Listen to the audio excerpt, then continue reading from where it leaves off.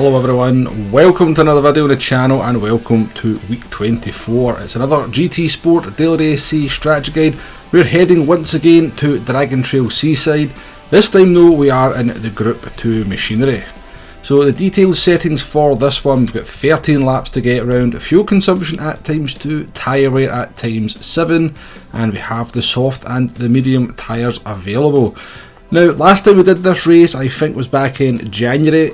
Very similar settings in terms of fuel and tyres and in laps, but I think on that occasion we had the hard and the medium tyres, so I'm a little bit disappointed that we're once again heading to Dragon Trail Seaside in the Group 2 machinery, because Group 2 is just one of these classic cars where there's so many circuits we've never visited in Daily Race C. Now I'm not saying this is going to be a bad race per se, it's just a little bit disappointing when there's kind of tracks like Interlagos out there but we've never been to in Group 2, which I think would just give us something a little bit fresh. Now this race I think in itself is going to be perfectly fine. The Group 2 cars are very nice to drive around this track. We've got the soft and the medium tyres, so we should have some strategy there as well, especially with the tyre wear being at times 7. Those soft tyres are going to be screaming for mercy a lot sooner than you might expect. So if you haven't been able to tell already by the big Nissan Nismo sign in the car, we are in the Nissan GTR from 2016 to do this strategy guide. Now I have to say I was having quite a bit of an off day in the car as I was putting this strategy guide together, running into all sorts of silly little problems. I binned it in the chicane of death around about lap 7 on a very solid run, which really frustrated me, and I think that kind of just put me off my game for the rest of the day. So we've kind of had to make do with the footage I've managed to catch. I also had an issue with the wheel. When I go on my US account for some reason, the fan on the Fanatec wheel seems to go into overdrive on occasion, so that was frustrating me as well as we kind of worked our way through these test runs. But the first order of the day, we will make best use of what we did manage to catch. First order of the day is to see how long these soft tyres are going to last on full fuel. Now the crossover time for the mediums I was looking at was a 1 minute 28.8. We'd done some laps on the medium tyres prior to jumping onto the soft tyres just to get a feel for what sort of lap time we could achieve in them. That gives us our crossover point. Once our soft tyres are going to start lapping into that vicinity, it's time to come into the pits. And as we jump forward here to lap number 6, as we come through the second checkpoint, you're going to see we're 9 tenths down on our best lap. Our best lap being a 128.0. We should really be doing our best lap of a 127.8 or 9 on the soft tyres, but as I said, not having the best day in the car. But the indications here are that we're about to lap in the 129s, and it's time to come into the pits and get some fresh boots. Now this did correlate with my previous run when I binned it in the chicane of death. We tried to go on to the 7 laps on that occasion, and I think a lot of the reason we actually binned it in the chicane of death is because the tyres were too worn. So lap 6 looks about the optimal point where the tyres, the soft tyres will become slower than the medium tyres when you start on full fuel. So a relatively short pit stop in the grand scheme of things for Gran Turismo. The Group 2 cars do tend to have quicker pit stops than Group 3 and Group 4. It's only 15.5 seconds that you'll lose on the track. We do measure that all the way down towards turn number 1 here, because obviously any car that's out the track is going to be coming by you at a much greater speed. But if you're kind of looking for the gap what you need behind you, when you make that pit stop, it's 15.5 seconds. Fuel, no issue whatsoever. Now things did start off pretty well here on the medium tyres. We had a 128.166. I am not sure where that came from. That is much quicker than I expected to go on the medium tyres. It seems to be a little bit of an outlier.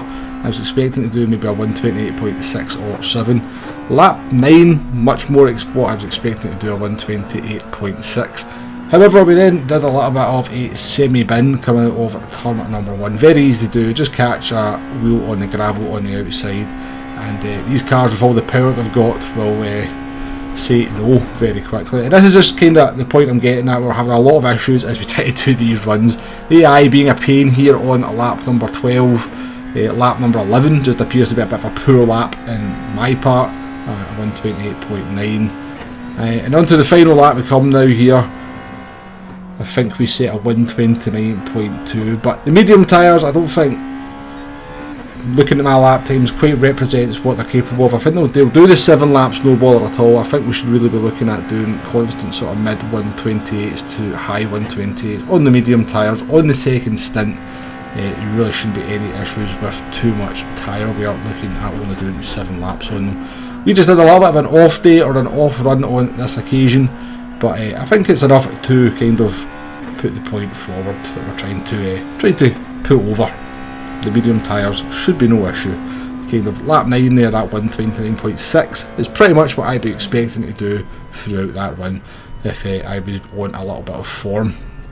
A 19 minutes 36.9 to finish there, pretty much irrelevant at the end of the day. The strategy in this one's always going to be the one stop. It's really just kind of testing the standard optimal one stop against the extreme one stop, and that's what we're going to move on to now, is the extreme one stop. We're going to go extreme on the soft tyres. We're going to see what kind of lifing out these soft tyres once we do a very early stop. So on this occasion we stopped after 4 laps on the mediums. We actually did a very solid run on the mediums, lapping in the 128.8s and 7s for the 2 flying laps that we actually did. Came into the pits at the end of lap number 4, and that was going to mean we're going to do 9 laps on these soft tyres. Now looking at the lap times, it all seemed to go pretty well, especially for the first 2 laps, lapping in the 127s there. After lap 7 we realised we still had quite a lot of laps to do on these soft tyres. We kind of went into a lot much more kind of tyre preservation mode, so the lap times kind of dropped off a little bit, but it was all about just making sure we still had some life in these tyres at the end. However, even with some tyre saving and trying to look after them as best we can, you can see in the bottom left hand corner there that they are looking pretty second hand, and the lap times kind of indicate that as well. We're into the 129s here as we come towards the end of the race, and we're 1.4 seconds down on our best lap with still 1 sector to go. But just to kind of show you how bit of a bad day I was having, the AI car decides to ram the brakes on fully into the chicane of death, and murder has occurred. So we'll just cut to the tyres here, because we don't really want to focus on that.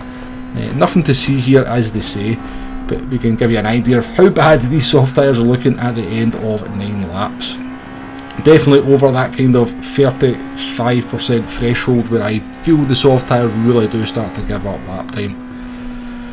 Anyway, over the finish line we come here. It's another 19 minutes 39.0 on this occasion. Again, fairly irrelevant given the fact that we were balked by the AI car into the chicane of death on the last lap there. Really just try to demonstrate on this second one just how the soft tyres are going to look after trying to do 9 laps on them. So we now come to that part of the video where we put all of the information up on the screen, and we can talk through the various strategies, the pros and cons, and why and what sort of circumstances you might want to use each of these strategies. So in terms of the strategy, again, I like to always reiterate at this point that I make these strategy guides prior to the race going live. So whilst I can get most of the information or race details from Kudos Prime, one thing that I can't get at that point is what tyres are going to be mandatory.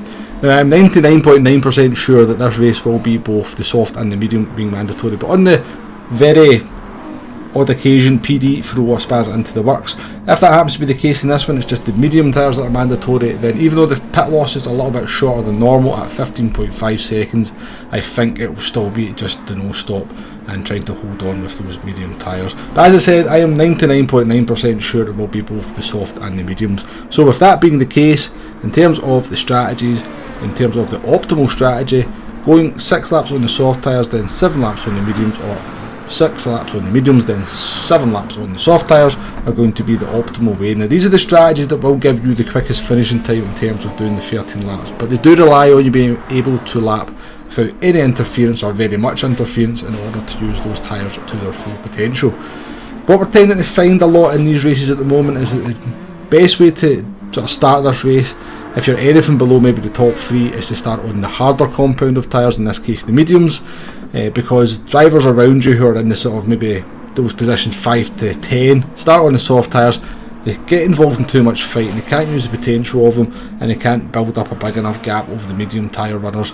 Once the kind of tyres swap in the second part of the race, those drivers that have started on the mediums now on the softs are able to then pass those drivers at soft medium, so that tends to be the better way to go at the moment.